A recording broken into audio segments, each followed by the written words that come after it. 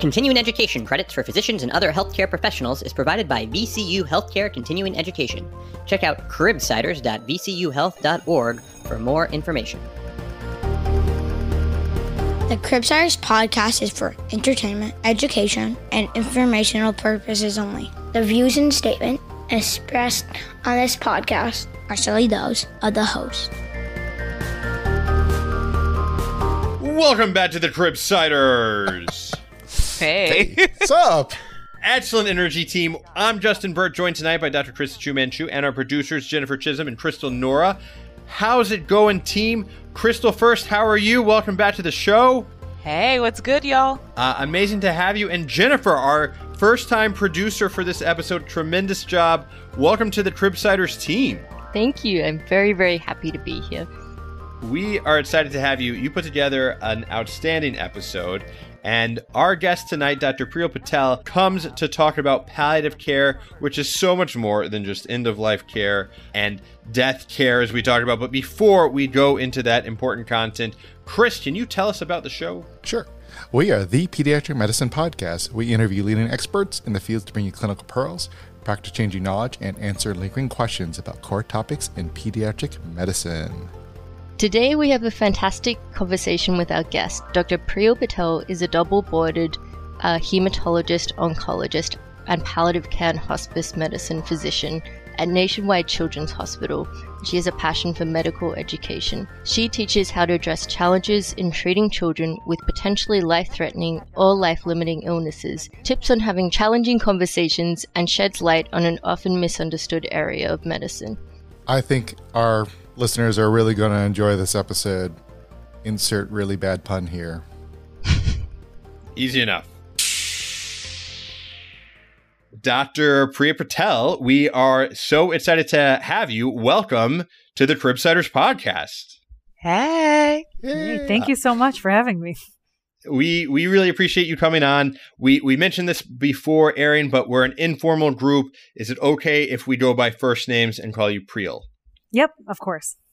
Excellent. So we would love to get to know you better. The audience would love to get to know you better. And I'd like to ask, can you just give us a little bit of a brief introduction, maybe a one-liner, and something that you are interested in outside of medicine? Yeah, so I am a huge foodie, love food, which Columbus is a great city for that. I love hiking, and my husband and I are actually about to take a trip to Banff next week. Canada. And yeah, and I'm a first-time mom-to-be. So there's that. Congrats. Yeah, Congratulations. It's terrifying. Thanks.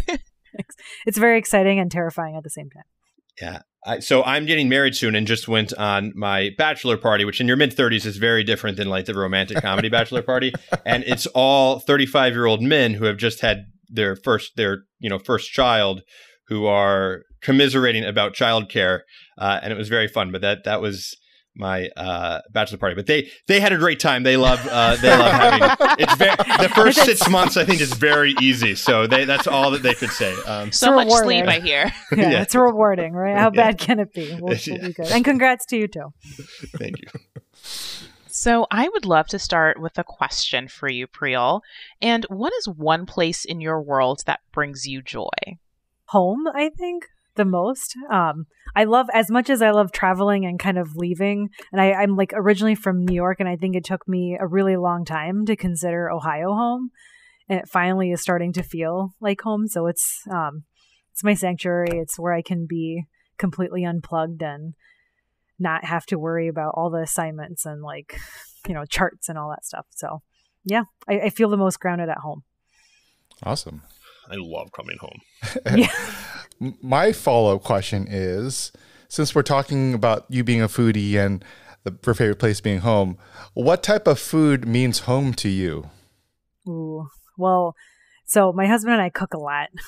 We are both vegetarian, and we recently just bought a vegan Korean book. So we've been experimenting a lot over the past month with that, which has been a lot of fun. And then my mom and dad recently moved close by from New York also. They live 20 minutes away now, and my mom's an excellent Indian cook. So nice. We have access to a lot of different food, which is sounds like a lot of spice home is too. Everywhere. Oh yeah, I love spicy food. Big jar of gochujang somewhere and some kimchi is my guess. It's literally like there's a huge jar in my fridge. Excellent. And it's fantastic. Chris and I were at the Society for General Internal Medicine. I know it's a pediatric podcast, so the conference was terrible. Don't worry. But I was talking about how I was wanting to learn how to cook. And he gave me such this thoughtful gift that was a book of how to cook everything, which is apparently a common book. Oh, wow. And I've read it cover to cover, and now I am a master chef.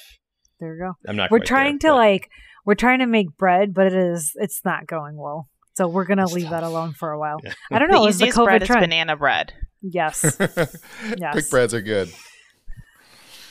Yep. Great. So should we go I'm excited to break into some content. And Crystal, you want to lead us into our first case? Absolutely. So we are going to talk about Henry Zhang. He's a 12-year-old boy from Columbus, Ohio, first diagnosed with T-cell ALL 12 months ago and relapsed 4 months ago. His heme-onc team have tried to involve the Pediatric Palliative Care team for several months, and Henry's parents are now receptive. Henry is Chinese-American, and both of his parents speak English as a second language as they immigrated to the United States as adults. There's been this paradigm shift within pediatrics where the importance of palliative care and hospice medicine is gaining increasing recognition. Could you briefly introduce us to the specialty? Yeah, of course. So the quickest way to describe it is palliative care is more of the general umbrella term, and hospice care or end-of-life care is just a very small part of the entire palliative care umbrella. The three main things we focus on are communication. So we help families, especially families with kids with chronic illnesses. We help them communicate with their teams and also help the teams communicate with the families based on what the families desire, right? Also, when there's so many doctors and nurses and, therapists and all of these great staff members involved with care, sometimes everyone gets narrow in their own view, and that can impact overall communication. So we call ourselves like the cat herders. So we try to make sure that everyone's on the same page. So communication's the first thing. The second thing is honestly decisional support or just goals of care. So often, especially with serious illnesses, there's really very few times where there's a clear-cut answer of what the right thing to do is. A lot of times there's different options, and each option comes with the benefit and burden. So we help families kind of sort out through all of their goals and what they desire for their child, and then we help them with decisional support as needed. And then the last thing we do is symptom management, which, things like delirium, pain, nausea, vomiting, constipation, any symptom that brings on any discomfort, palliative care can be consulted for that. And then hospice medicine is specifically for end-of-life care and palliative care. So we've had kids that we follow on palliative care for years on end. We've had kids that we follow for over a decade. And I think that's the most common misconception is that palliative means end of life. And I'm hoping that we can kind of clarify that over time. And maybe as a follow-up to that, when would a provider start thinking about consulting palliative care medicine? Is it every time that there's a communication challenge? Is it specifically, I think, to your point, when it's not end-of-life care, when should we be thinking about getting palliative care on board? Yeah, I think so. There's a lot of studies, both in pediatrics and adults. And then even just from experience, it's the earlier, the better.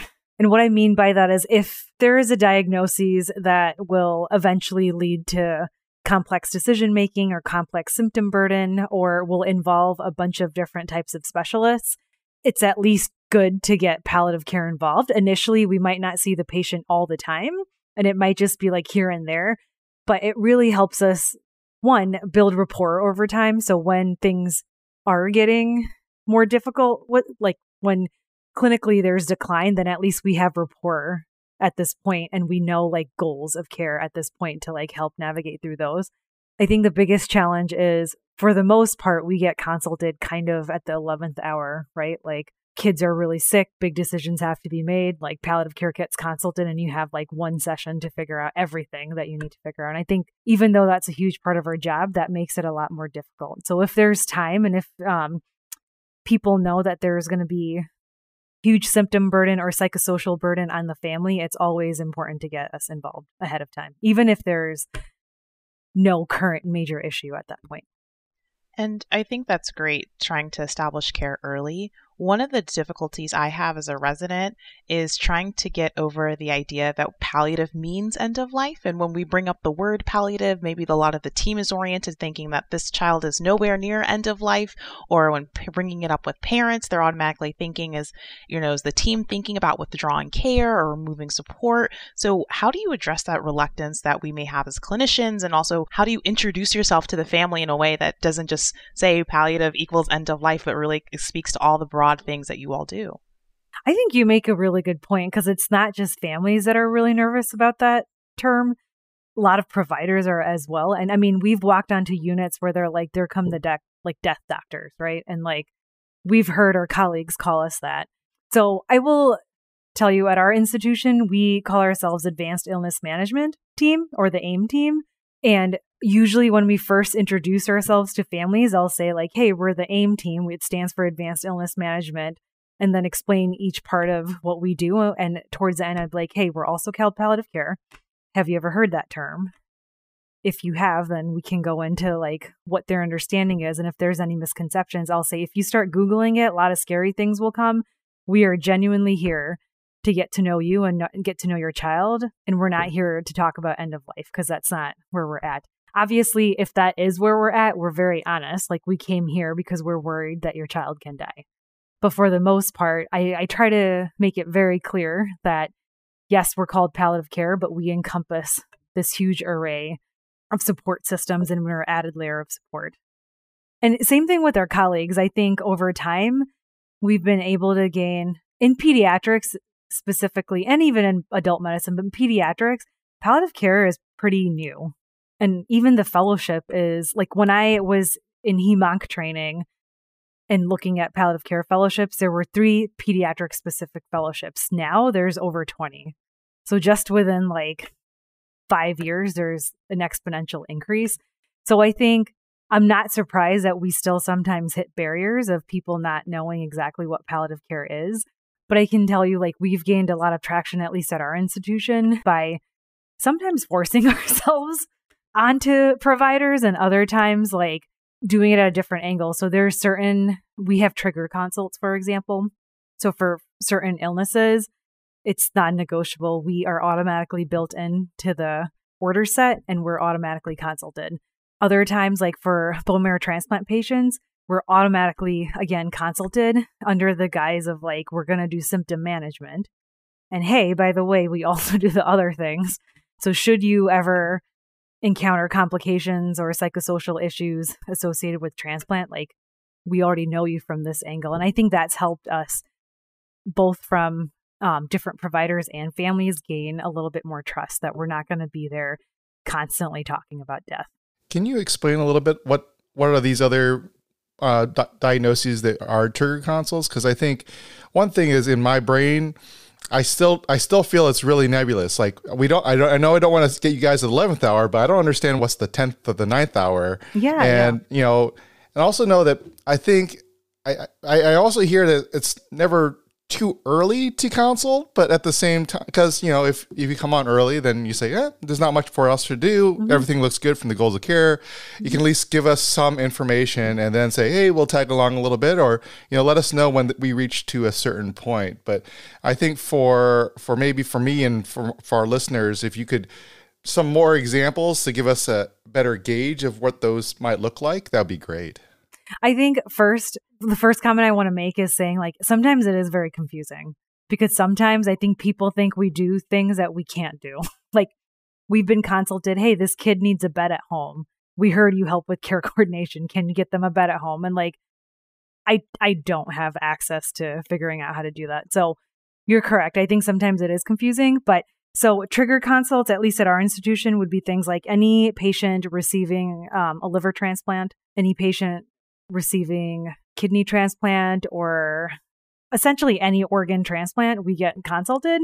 Also, prenatally, if you're diagnosed with severe congenital heart diseases or like single ventricles, things like that, then we get consulted actually, hopefully, before the baby's even born.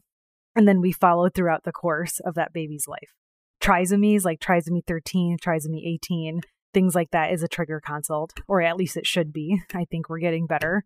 And then in the oncology world, giving examples would be any bone marrow transplant patient, we automatically get consulted. Outside of that, like this high-risk neuroblastomas, high-risk sarcomas, DIPGs, like the really high-grade gliomas, things like that, we get triggered consulted. One of the things I think about when I'm in the inpatient world is when to call palliative. But one of the things I'm really interested in is a career in primary care. When should I think about consulting or trying to access primary care palliative options for my patients who may not be in acutely ill state, so they're in the hospital, but if I'm managing part of their care as their primary care pediatrician? Yeah, that's a really good question because more and more hospitals are now starting to offer home-based palliative care options. So I'll tell you, our institution, we have the inpatient palliative care team, but we also have a home-based palliative care team. And we work with primary care physicians a lot on that. And typically, to give you an example, let's say it's a patient with severe CP, with a lot of spasticity, a lot of pain, a lot of feeding intolerance, things like that, then a lot of those kids will actually work with pediatricians and will also work with the home-based team to make sure they get followed over time. And one of the benefits of having that option of following outpatient through a home-based system is a lot of these children have mobility issues where it's hard for them to constantly go in and out of the hospital or in and out of even their pediatrician's office. So the home-based system, at least at our institution, how it works is we have nurses that are assigned to each patient. And then we have social workers, chaplains, child life specialists, massage therapists, physical therapists, all of these great resources that can go home and provide therapies for this patient. So on the nursing standpoint, they can do medical visits. So at 2:00 in the morning, if a patient with CP who, let's say, has respiratory distress, you don't know if they need to come to the hospital or if they can stay home, our nurse can go out there and do an emergent visit and then help triage. Also, we offer doc visits too. Like if, let's say there's major goals of care conversations going on or the symptom burden's really tough and they need a doctor to visit at home, one of us can go out there as well, which is really nice. And then on the psychosocial aspect, we have social workers that can help navigate work-life balance, right? If a lot of families constantly need to bring their child in and out of outpatient visits, they're going to miss work. And how can social work help facilitate a better relationship between the parent and their job, things like that? Then we have psychologists and chaplains that can offer psychosocial and spiritual support at home. And then we have music therapists and child life therapists that can help with sibling support at home. Massage therapists that for a child with chronic pain would be really nice if they can go home and offer non-medicinal ways of helping pain. So it really is a comprehensive aspect to care. And like I said, a lot of these patients we've had on our team for years on end. They're not necessarily actively dying. They just have a chronic illness that creates a lot of burdens and issues with mobility and pain and things like that. So I think for pediatricians, that's a really good area to partner as an outpatient. One question I have about those home-based visits is this is outside of the hospice type care, which a lot of times we can't think about home hospice, but this is just home-based care with a palliative team. Is this correct? Yeah. So our home-based system in pediatrics, you can do home-based palliative care or you can do home-based hospice. The nice thing about pediatrics is there's a thing called hospice with concurrent care, which I can get into in a little bit. But essentially, it's the same team of people. It's just different benefits. So for palliative care, you still get all of the psychosocial supports if the system allows for it. You still get that extra support, but it might be like, hey, I don't need you every week. I might need you once a month or every 2 months, right? Versus hospice care, that same system is in place, but now you're going to be doing much more frequent care and much more frequent visits. So in adult medicine, if you are under the hospice benefit, you kind of forgo any inpatient needs or you forgo like looking into any treatment options. So in adult medicine, hospice care is truly comfort care, and it's 100% comfort care. That's all your hospice benefit will cover. Thankfully, in pediatrics, parents don't have to pick. So if a patient had a reasonable diagnosis of less than 6 months to live, but the parents still wanted to continue certain types of treatments, or the parents still wanted reversible things like infections to be treated in the hospital, then they can get the hospice with concurrent care benefit under Medicaid. And that allows the hospice piece allows you to get the hospice benefit, but then the concurrent care piece is traditional insurance. So if you end up in the hospital for, let's say, an acute central line infection, you can still get that treated without having to lose your hospice benefit. So before this, though, with the home palliative, is that covered under more of like a home health type coverage that insurance has, or how does that work? It's similar to home health, but it's not like 24-hour nursing, or it's not even continuous nursing. It is specifically insurance companies will have a home-based palliative care coverage that they have, and then they have a home-based hospice coverage. So like in adult medicine, for example, if a patient with a chronic illness or a terminal life-threatening illness still wants some home supports through palliative care, but wants to do treatment, then they would have to choose palliative care and not hospice. You mentioned, it sounds like there's a pretty broad team of, everything from child life to massage therapists to docs and nursing.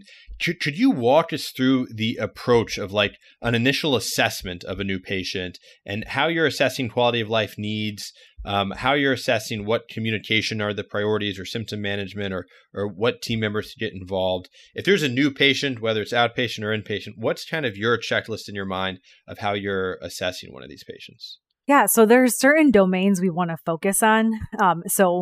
And we typically try to get the interdisciplinary team involved. Inpatient, it might be a little harder to get everyone to go in together. Outpatient, when they do intakes, like the first initial visit, they actually go as a team, which is kind of nice. It's kind of fun. But the domains are essentially, we want to look at physical pain aspects of care, right? Or like just symptom aspects of care. We want to look at psychosocial burdens, and we want to explore goals around that and kind of what the psychosocial needs are, spiritual needs. So even if a family is not necessarily religious or spiritual, there is still a really strong role that a chaplain can have, right? So we assess for spiritual distress in particular and needs around that. Structure of care, which essentially just embodies what aspects of your life will complicate how you get and receive medical care. So if you don't have a car, yet you are expected to be at your oncology visit every Tuesday mornings, like how can we help navigate through those challenges? And that's kind of what structure of care looks like. And then there's ethical considerations and legal considerations. So typically when we do our first intake, whether it's inpatient or outpatient, we start off with, what's your medical understanding of what's going on? What's your understanding of how our team can help? What are worries you have based on the information that's already been shared? What are some hopes you have for your child based on the information that's shared? What are some goals of care, right? Like what pertaining to this particular acute issue, how can we help you achieve your goals for your care? Also, what are some realistic expectations for like, what can we actually achieve as a medical system versus like, this is a really good goal to have, but it might not be achievable. So we want to suss those things out. And then family dynamic and structure, like what kind of supports do you have?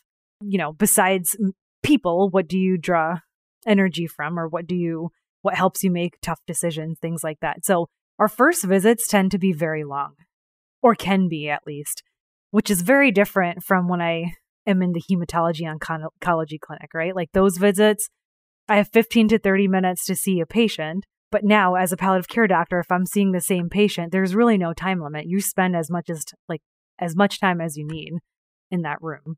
There is more flexibility, at least in terms of time, when you're assessing palliative care goals.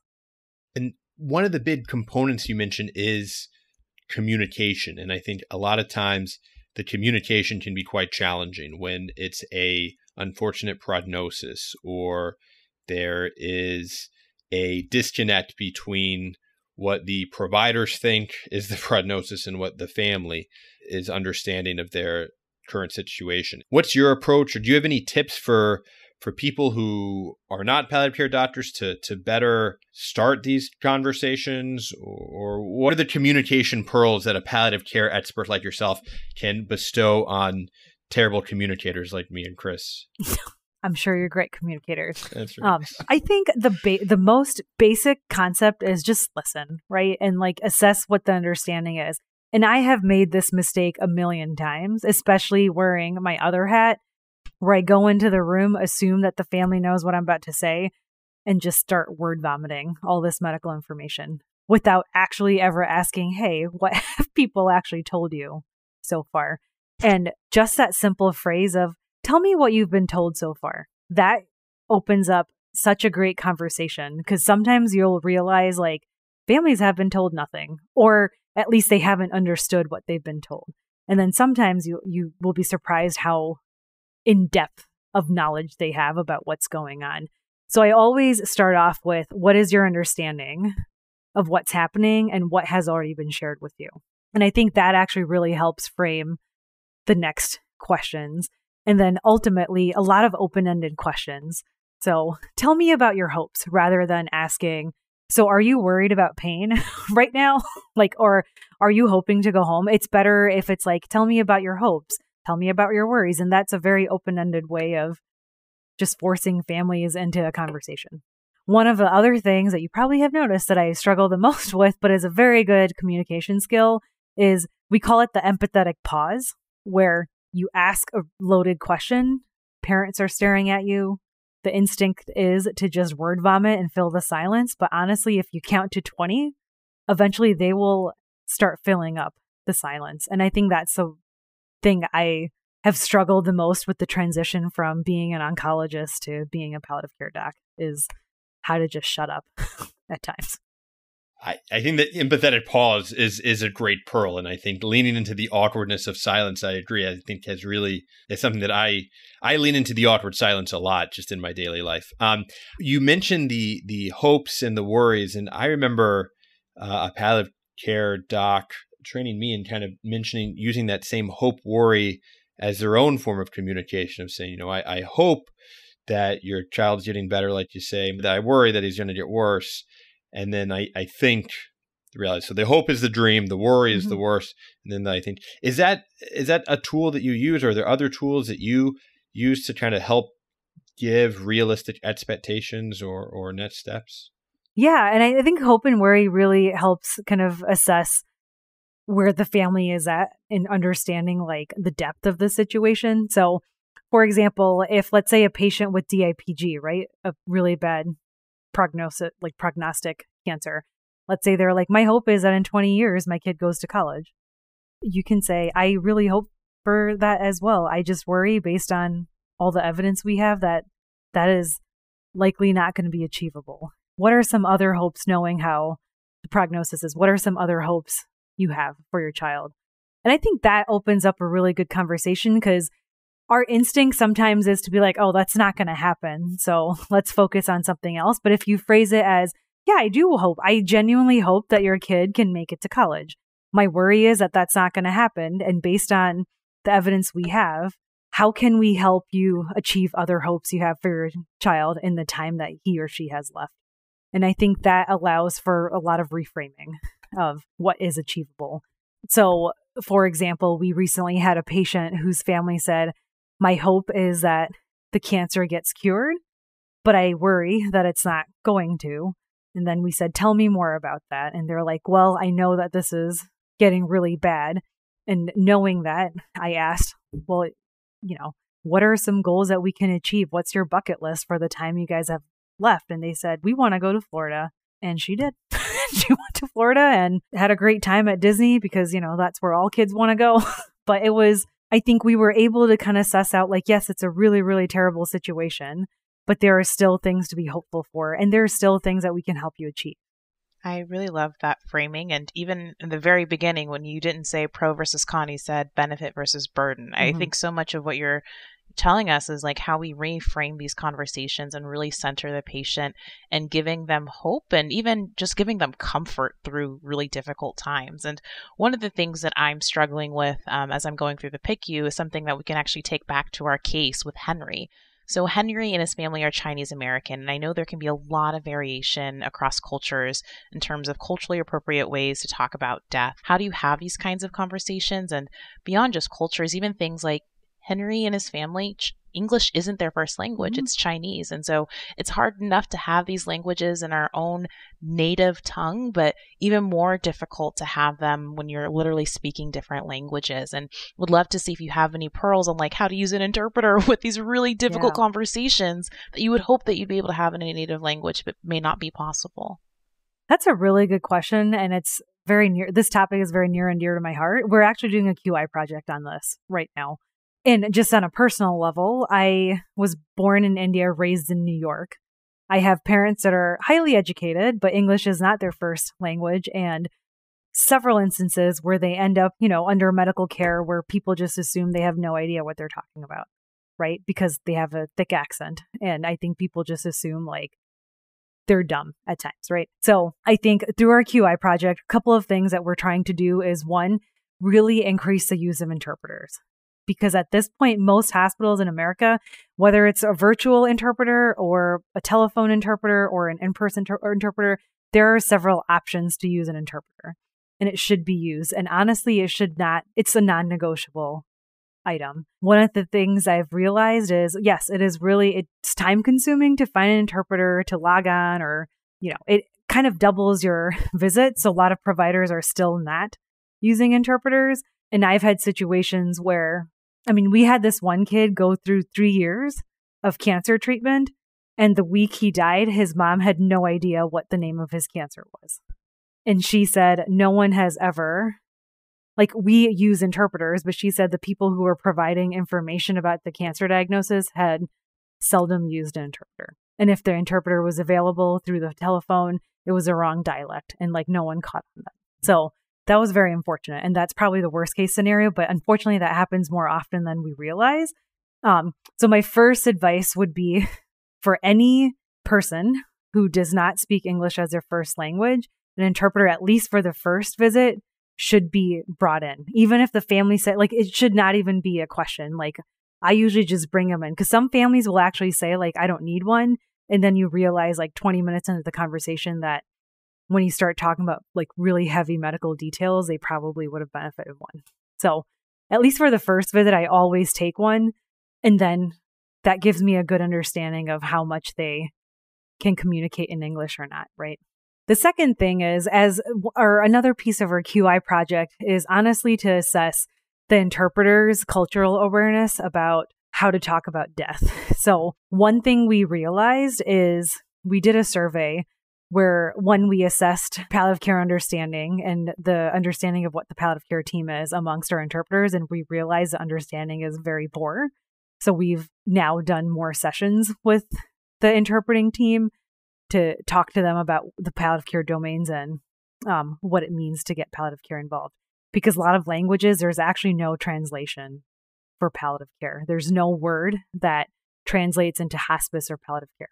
Another thing that was very interesting is in palliative care, we emphasize the need to use language like death, dying, just direct language. Because when you start using euphemisms like passed or gone, families get really, really confused. And as much as the word death and dying can be scary, it's very important to use those words. And we realized that only 30% of our interpreters were actually verbatim interpreting that out of their own cultural fear of upsetting the family. So we've done a lot of education around that. And also a lot of providers are afraid of using those words. So then when providers say we are worried that your kid will pass from this, if you interpret that into a different language, it might not be a clear one-to-one interpretation. So the more direct, the better. Also, I think people have the poor habit of then talking to the interpreter and not to the patient. So usually our recommendation is put the interpreter out of sight from the patient's direct vision. And then when you're talking to the patient, make eye contact and use direct statements like, hey, how are you feeling today? Or what are your thoughts on this? Rather than turn to the interpreter and say, hey, interpreter, can you interpret this? I feel like we should do a whole episode on that too. Yeah. I think there's just so much of using shorter, sentences, of making eye contact, of using clear vernacular. And I always struggle with that. And there's, I think when the patient keeps turning to the interpreter to discuss something, I feel like I'm doing something wrong. And I want to be like, no. Like I Yeah. want to be the one having a conversation with you. Yeah. And I think this is probably the simplest thing we can do that we realize, at least at our institution, we weren't doing. A lot of these interpreters were walking into like crazy tough conversations without even knowing the patient's diagnosis or even the name. They said a lot of them were only told the room number and the unit. And we just assumed that they would know. So we would go in and start having goals of care conversations. I literally had, when I was an oncology fellow, I had an interpreter like wail when we told this family that their kid had cancer, to a point where we had to stop. And the dad was comforting the interpreter. And I think that was on us, right? Like we never prepared her. And a lot of times now my practice is like, I'll tell them what's happening and I'll say like, are you comfortable with having this tough conversation? Because if they're not, then you have to give them credit for being honest and like switch out. Yeah, I could talk about this on and on, but I have lots of thoughts on this. And I think I've appreciated all of those thoughts. Yeah. They're so wonderful. Yeah. And I think, again, just even the prioritization you have on caring for your team as having these conversations are really important.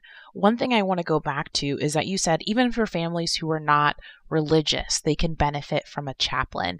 Can you expand on that? Because I've had some tough conversations. I'm in the PICU right now with families, and they'll say, oh, I'm not religious, and so I don't want to get chaplain involved. And I've seen the benefit that it's had for some of my patients who are religious. And I was just wondering, what do you mean by, like, you know, when I think about spirituality and I think about religion, can you just maybe explore a little bit more of that with us? Yeah. So at the end of the day, it is a family's choice. Some families will say, I just don't need a chaplain right now, and that's fine. But so our chaplain, her take is she's the one member of the team that does not have to focus on medical data. If a family is constantly getting bogged down with inundated with medical data, sometimes it's really nice to step back and talk about a really nice TV show that you watched or what you're going to have for lunch, right? And it's a very therapeutic intervention. And obviously, like, our psychologists do a lot of therapeutic interventions, but the chaplain allows for a different take and a different like informality at times. So we've had families where they're so skeptical. They're like, we don't want to be preached at. We don't want to be converted. And we're like, why don't you just meet them once? Meet our chaplain once. See if you're open to it. And if you never want to see your chaplain again, that's completely fine. And some families have actually utilized our chaplain more to talk about other distress, like, you know, stressors or things like that. So that's kind of what I mean by, like, you don't have to be religious or even spiritual to like benefit from a chaplain. It is a really good resource for a neutral party. Also for end of life care, regardless of your religion or faith-based traditions, they can help funeral planning. And they also are, at least at our hospital, they're also the ones that do bereavement counseling. So in that realm, they're very important part of the team. Thank you for that explanation. Yeah. I think it's really helpful for me to also have another way of how to present chaplain care for our patients. One thing I do want to make sure that we're centering on is our patient. And I know a lot of our conversations is focused on what we're saying with the families, but what kind of questions and concerns have you heard children express about their own serious illness or life-limiting diagnosis? And how do you speak to them about these experiences and what they may experience and the fears, concerns, hopes, or worries that they may have? Mm-hmm. And I think it's an array depending on their age and also depending on the family's comfort of having these conversations with the child. Typically, like grade school and older, they have some concept of death and dying, whether it's a concrete concept or an abstract concept, but they have some concept of it. So we get our child life specialists involved pretty early on, especially if parents are struggling to figure out the right words to use to explain something like dying or even something like cancer treatment and things like that to kids. So our child life specialists are specifically trained in child development. So they have great ways and they have great tools that they can use to help in an age appropriate way tell them like how serious the illness is. They even create books. So for example, let's say a child was going to get a tracheostomy and now you have to explain to a 7-year-old that they're going to have a hole in their throat with a tube down, right? That sounds terrifying, but they'll get dolls. I had one that loves Baby Yoda, and the child life specialist taped a trach on Baby Yoda and brought it to the child and said, see, like, this is what it looks like. You can feel it. You can insert it, things like that. So they have really cool ways of helping children kind of cope with their medical illness in a very age-appropriate way. And that even goes for older kids, right? And for older children, especially teenagers, it's an interdisciplinary system that we use to have these conversations. First and foremost, if they have understanding, even if they're below 18, I try to get the parents out of the room. Because usually kids are so freaking pure and just amazing, and they will try to protect the adults, and the adults are trying to protect them. And then ultimately, like, nothing gets resolved, right? Because no one wants to talk about the scary things. So we gently encourage families to give us time to talk to the child alone, or even our psychologists. Just last week, our psychologist was like, hey, you like the Wii, I'm going to come back when your mom's at dinner and we're going to play the Wii. And he's this 8-year-old kid that talked about dying and how scared he is of dying. And now he's relapsed for actually like the 11th time. So he was just saying how he's scared of not doing treatment because he's scared that his family's going to think that he's giving up and he doesn't want to hurt them, but he's tired of going through this. And that all happened over a game on Wii, right? So I think there's a lot of different techniques to be used. And honestly, it's not only on the physician to have those conversations. Like, pull in your social workers, pull in your psychologists, pull in the child life therapists, and they can all help in their own way. And for those types of discussions, I think it seems like, from an adult palliative care perspective, it's very much almost like a dying with dignity, or like this good death, or, how do you want to go, and that it doesn't have to be, fighting for every step. And in pediatrics, what, in your experience, what constitutes a quote good death, or how do you kind of explain getting individuals to really highlight end of life care preferences when they're developmentally, when they're an 8-year-old? When any thoughts? I'm curious, just general experience of what that must be like. Yeah, that's a really good question. I think defining good death is so personal and individualistic. And one of the biggest mistakes I think as providers we make is have our own definition of what a good death should be. And if the family doesn't prescribe to that definition, then immediately say, like, that's not a good death. And we have been dinged on that multiple times. And the amount of moral distress that it causes, like, the amount of time I will never get back trying to deal with provider moral distress and my own moral distress is sometimes much more than the actual parental or patient distress. So I think first and foremost, I think I definitely have my own definition of what I would want my death to look like, but that doesn't mean that every family has to do that in order to define that for their child, right? So I'll give you an example. So I think people just assume that palliative care will come in and absolutely convince a family to make their kid's code status a DNR, do not resuscitate. There are families that, for a lot of reason, they just need to see that every stone has been turned and that everything has been tried. Even if they understand the futility of it, they genuinely need to see that something was tried so they don't have parental guilt later on. And in those families, it's not our job, nor is it our place to be like, no, we're going to definitely try to get this DNR. Obviously, then there's cases of futility, medical futility, where you also don't want to do harm to a patient.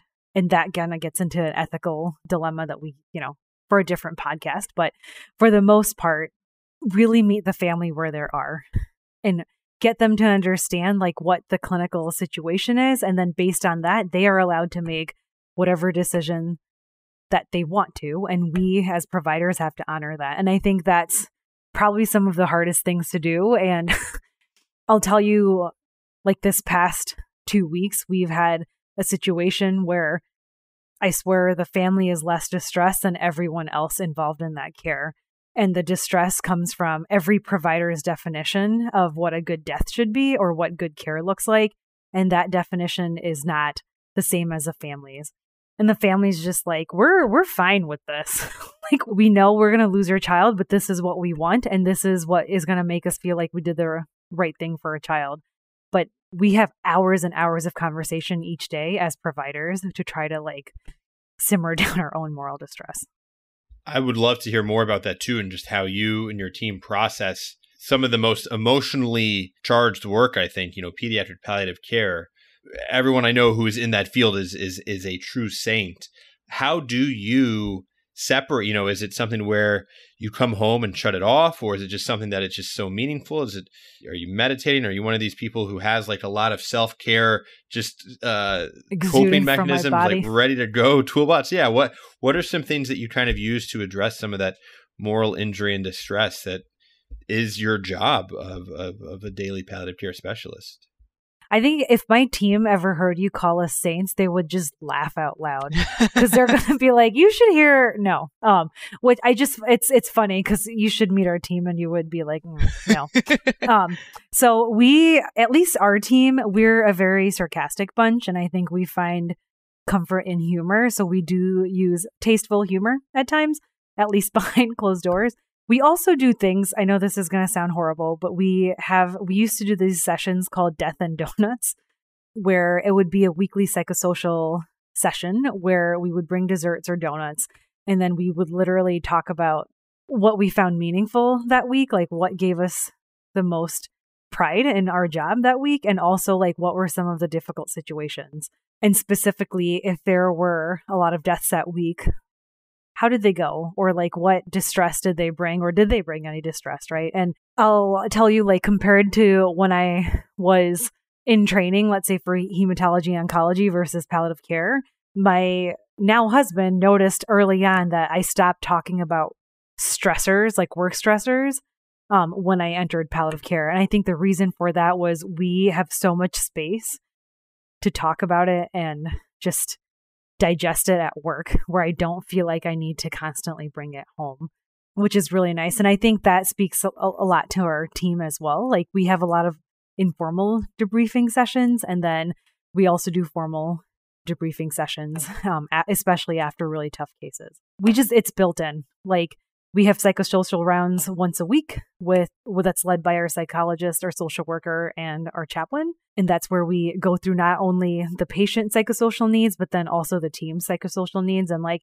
I'll be honest, some people hate talking about their feelings, and that's totally fine. Like that's how they find self-care, by not talking about it. And then like, there's people like me that I just love talking about my feelings. So it's a little bit of both.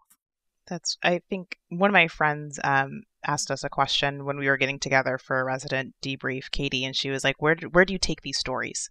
Whenever you have these experiences, where do the stories go? And for y'all, it sounds like, death and donuts, or maybe talking with someone. I'm a big advocate for therapy and being able to process. So thank you for giving us a little window into what your team does. Yeah. And we've started offering it. Honestly, our team's small enough where we don't have the bandwidth to debrief with everyone over the hospital, like across the hospital, but at least for residents, because we've realized like if you're in the PICU and you've had some tough case after tough case after tough, you literally don't have time to debrief as a PICU team, right? You just have to go on to the next. And I think our team has been called a lot of times to debrief with the residents and just talk to them. And we've done like informal sessions with them. And also you asked about like self-care techniques. I eat my feelings and it's wonderful. And I do a lot of yoga. Yoga. Like it. That's personally, like, it gives me a lot. And some days I just come and watch like Avenger movies with my husband, and it's good enough. So. I like you have to have a lot of different things in your toolbox, right? Yeah. When you're approaching really different patients in different situations. And one of the things that we prioritize here at the Cribsiders is trying to figure out how do we make sure that we are providing equitable care and progressing health equity in all realms of clinical care, including palliative care. And so can you comment on any type of racial disparities or just disparities based on socioeconomic factors that impact the level of care, things that we as providers can be much more conscious about, either as we're consulting palliative care or communicating with our patients about the benefits of palliative care? So we also have a bunch of QI projects on that because there are obviously there are racial and economic disparities that we face every day with patient care and clinical care. So specifically, I will say, for example, non-English speaking families, just statistically throughout, like not just in Columbus, but if you look at all of America statistically, they get late palliative care or no palliative care more than any other group. And a lot of the reasons are because, one, people aren't consistently exploring goals of care. Also, a lot of different cultures. So I'll tell you, like in the Indian culture, it's a very paternalistic culture when it comes to medicine, where in India, if I went to the doctor and asked, like, tell me my diagnosis, tell me all the options, they're going to be like, you don't trust me. You have to take this medication. Just do it. Right. So like, it's a very paternalistic way of practicing medicine. And for some cultures, it's actually beneficial because it kind of gets the decision-making burden off of the family's hand. But obviously for other cultures, it's really tough because you want those options. You want to have informed consent.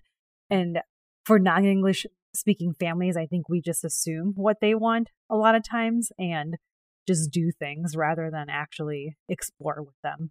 So I would say that's a big one. Financial disparities are really tough, especially in lots of parts of Ohio. I'll give like local examples. People don't have transportation. Ohio is not great for public transportation. So people get labeled as the parents that never show up to their oncology appointments or to their nephrology appointments when indeed they're really, really trying. But either they don't have transportation or they don't have the financial means to constantly take off work. So I think we draw, as a medical society, sometimes we draw conclusions that are not fair. And it's really hard to then break those barriers down for different people, right?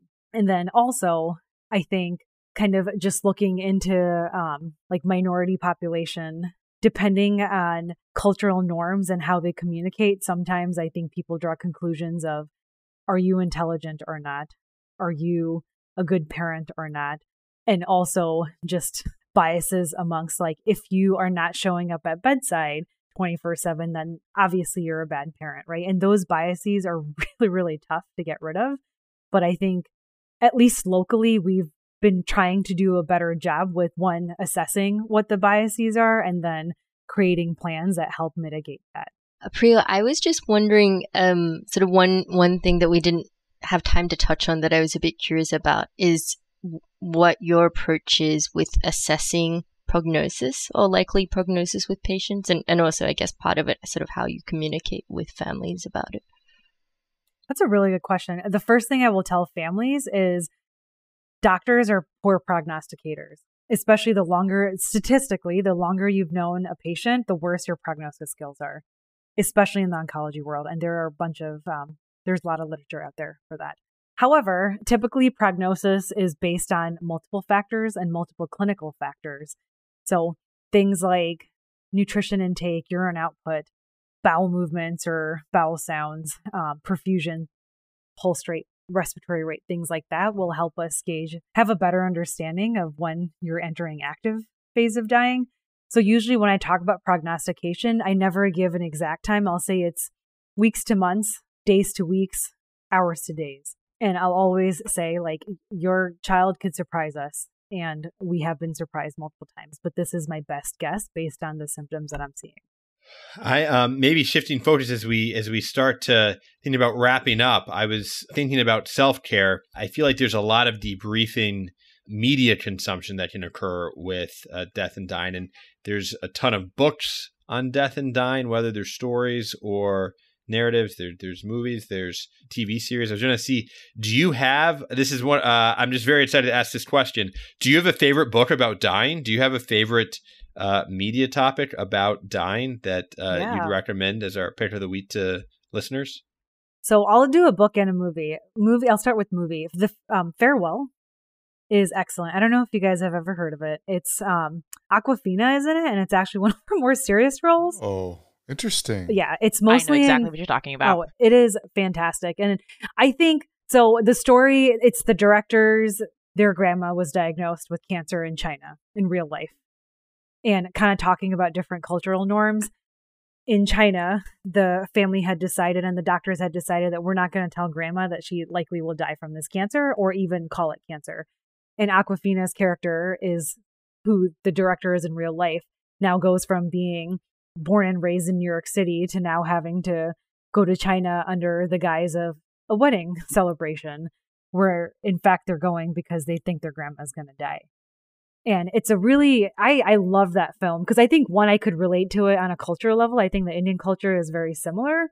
And two, it was a perfect reminder of you might have one way of thinking about what a good death is or what informed consent is or what defines good care. And in a different culture, it might be different. And I think the transition of seeing Awkwafina's character kind of come to terms with that is beautiful.